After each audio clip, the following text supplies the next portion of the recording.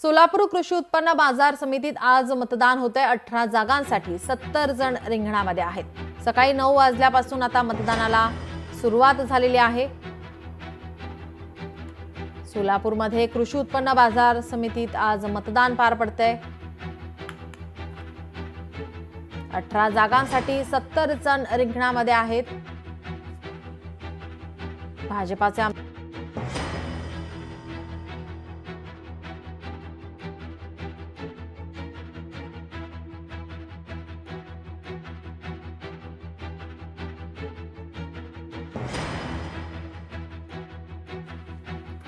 भाजपाचे आमदार सचिन कल्याण शेट्टी विरुद्ध भाजपा आमदार सुभाष देशमुख यांच्या कार्यकर्त्यात लढत होणार आहे।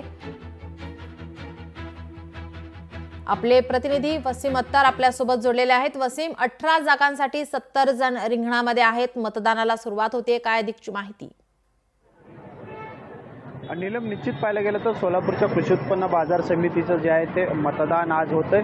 18 जागांसाठी जे आहे ते 70 उमेदवार जे आहेत ते या रिंगणामध्ये आहेत। एकंदरीतच या निवडणुकीवर जे आहे ते राज्याचं लक्ष लागलेलं आहे, कारण भाजप विरुद्ध भाजप अशी लढत जी आहे ते या ठिकाणी होताना आपल्याला दिसत आहे।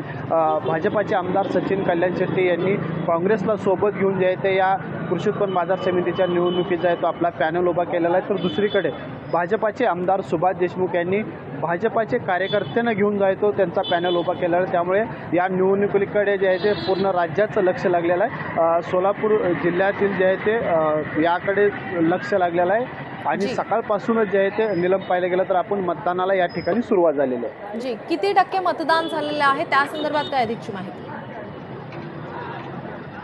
आतापर्यंत पाहिलं गेलं तर एक 30 ते 35% जे आहे ते मतदान झाल्याची माहिती जी आहे ते या ठिकाणी आपल्याला प्राथमिक मिळालेली आहे। नाही सायंकाळपर्यंत जे आहे ते पूर्ण मतदान होईल अशी माहिती देखील जी आहे ते या ठिकाणी दिलेली आहे। जी, नक्कीच धन्यवाद आपण दिलेल्या या सविस्तर माहितीसाठी।